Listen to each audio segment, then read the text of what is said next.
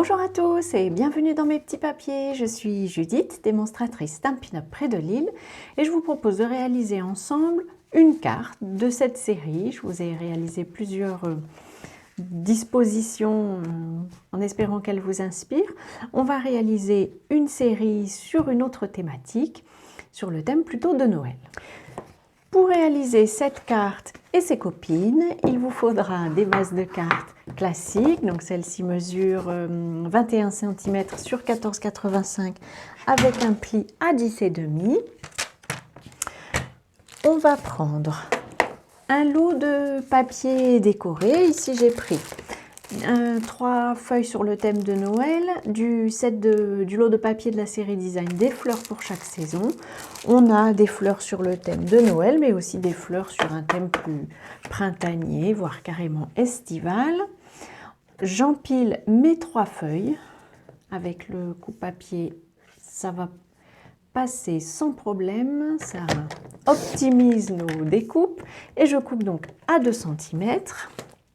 Et puis je retourne mon petit tas de papier et je coupe à nouveau à 9 cm.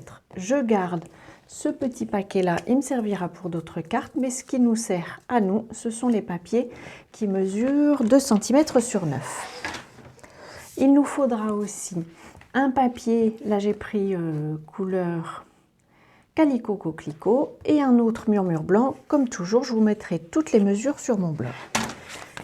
Pour cette nouvelle série de cartes, j'en ai déjà réalisé une dans ce sens-ci. Cette fois-ci, on va en faire une plutôt en paysage.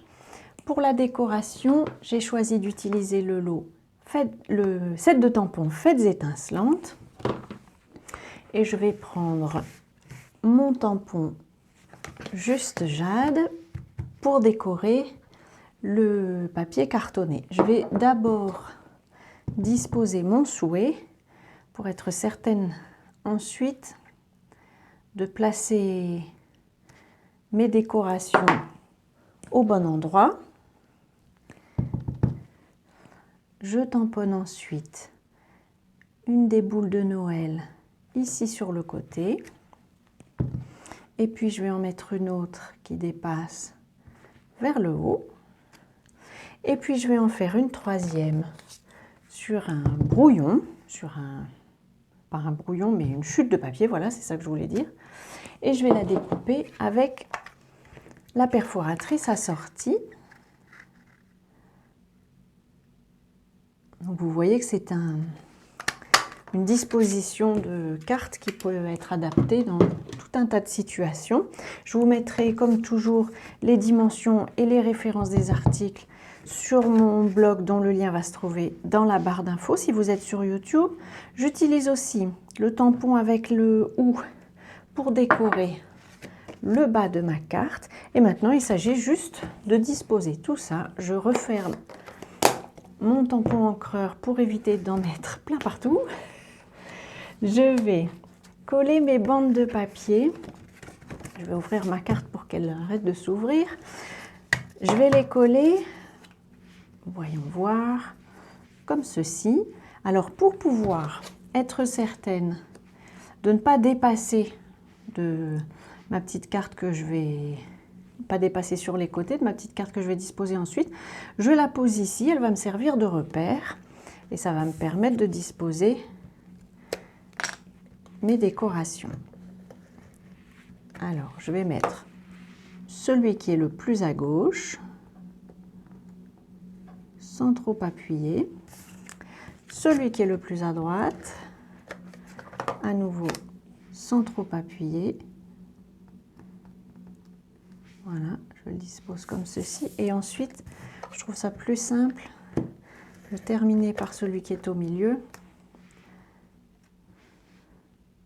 Voilà, pour le mettre justement au milieu de ses copains. Une fois que je suis contente, je peux appuyer sur mes bandes de papier.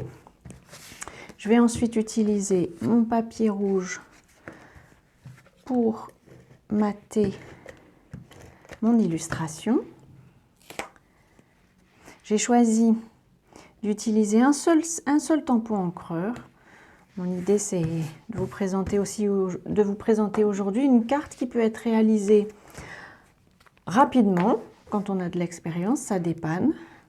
Ou quand on débute, elle peut être réalisée avec relativement peu de matériel.